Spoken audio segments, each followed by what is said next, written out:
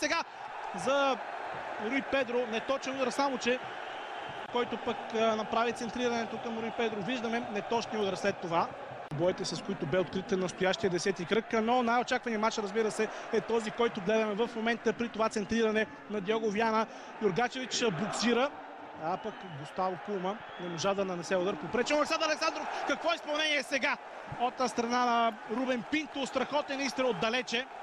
Ядосва се, разбира се, Рубен Пинто, защото ударът беше изключително красив. Мисля, че от не повече от 30 метра насочи топката в очертанията на вратата. Диого Виана към Антон Недялков. Отново всички футболисти в сини бяха групирани в наказателното поле. Рубен Пинто, този път ударът му е неточен, които са в полза на ЦСКА. И още веднъж изпълнението на Рубен Пинто и добрата намеса на Боян Юргачевич. Всъщност, защо добрата? Тя беше отлична. За ЦСКА продължава. Сигнал на Ивайло Стоянов. Станислав Манолев опита да изненада Боян Юргачевич, само че изпрати топ.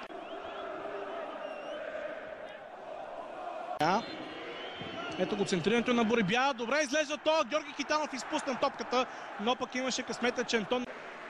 Ето я грешката на Георги Китанов. Светкавичната намеса след това. Късмета тук за Китанов бе, че футболистите на Левски бяха с гръб към голината, не можеха да видят къде е топката. Шанс сега обаче за Франси Стар! И това е гол! 1-0 за Левски и Бабатунде Дениджи асистира на Франси Стар. И така Левски с първия си точен удар в очертанията на вратата на червените повежда. Веселин Минев продължава да дразни феновете на ЦСКА. Георги Костадинов за Бабатунде на Левски, който е на трибуните. Ето какво се случи. Тук Рафа Перес не изчисти изобщо добре. Роман Прокаска всъщност подаде към Бабатунде Дениджи и Станислав Манолев покри засадата, защото другите играчи на ЦСКА успяха да се изтеглят, за да остават Бабатунде Дениджи зад гърба си. Но Станислав Манолев не реагира толкова бързо. Видяхме как приключи тази комбинация. Прокаска Дениджи. Франси Снар с гол във вратата на най-големи победи за ЦСКА до тук в шампионата. От различна гледна точка пък ви показвам и начина, по който Левски поведе в резултата.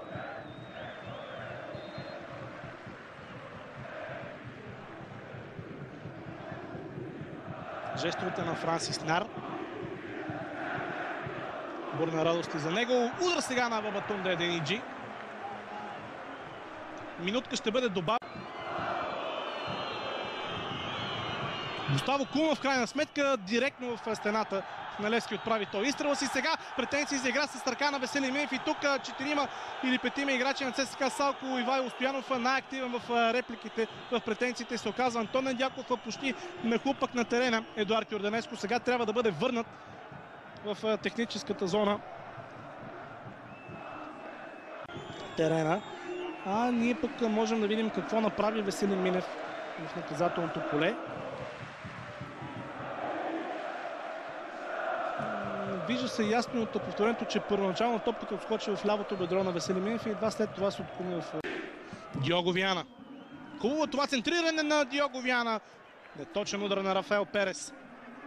Едно от нещата, които са като предизвикателство пред Едуард Йорданеско. Разбира се, с оговорката за това, че не знам какъв карт бланш ще получи той от полеви футболисти в момента в половината на Левски. Грешка при разиграването. Бабатунде Дениджи тръгва в атака. 3-1 са в момента играчите в синьо. Не бе много добро подаването на Дениджи, но Рубен Пинто прави топката удобна за Георги Костадинов. Костадинов също Китанов и спасяване на младежкия национал. Как внимание. Чорбаджийски сбърка. След това Краев направи това, което му бе препоръчено от Любко Петрович. Веднага подаде Дениджи. Също не загуби нито секунда, а насочи топката към Георги Костадинов. И тук, според мен, другият вариант пред Георги Костадинов и то, може би по-отдашния, беше да подаде към абсолютно непокрития Сашо Александров.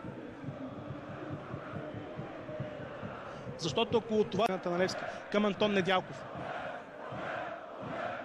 Прокаска също Антон Недялков. Опита се тук да подаде Недялков. Това може да бъде Дуспа и е! Дуспа за ЦСКА! Грешка на Боян Юргачевич. Той фаулира Преслав Йорданов, а Преслав Йорданов е граднат Дуспата. Ето го подаването на Антон Недялков и грешката на Бойно Юргачевич. Той беше изпреварен от Преслав Йорданов. Сви краката си в интерес на истината Преслав Йорданов. Но ето го момента, в който Юргачевич връхлетя върху Преслав Йорданов и се контузи сякаш. Ето го сигнала. Засилва се Преслав Йорданов и това е гол! 1-1 ЦСКА изравнява в 77-та минута. Преслав Йорданов е героят за армейците. Той се появи като резерва на почивката, спечели дуспата и сам я реализира. Вижте и бурната радост на феновете.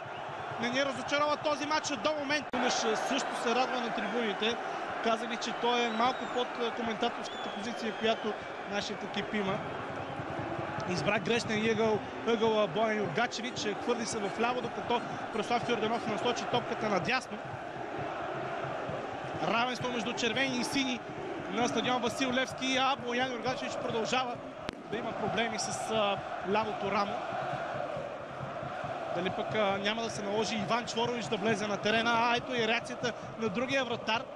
Не по-малко колоритен от Юргачевич. Спокойствие по-скоро като реакция от Едуард Йорданеско. Когато Жоал Силва се разписа. Шанс за Виктор Генев. Удар покрай вратата.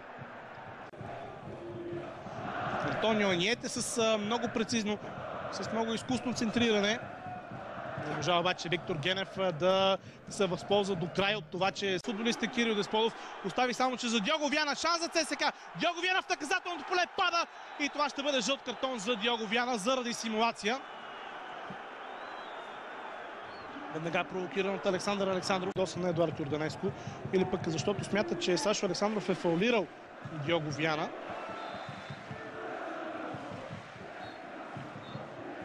С тяло игра Сашо Александров. Това е краят. Току-що Ивайло Стоянов сложи точка на спора между ЦСКА и Левски. Едуард Йорданеско започва с равенство в своята история в дербитата срещу Левски. Това добавя към визитката си румънският треньор. Иначе второ поредно равенство за ЦСКА в първенството, но и е край пък на успешната серия на ЦСКА срещу този съперник. Тя спира на 6 поредни победи.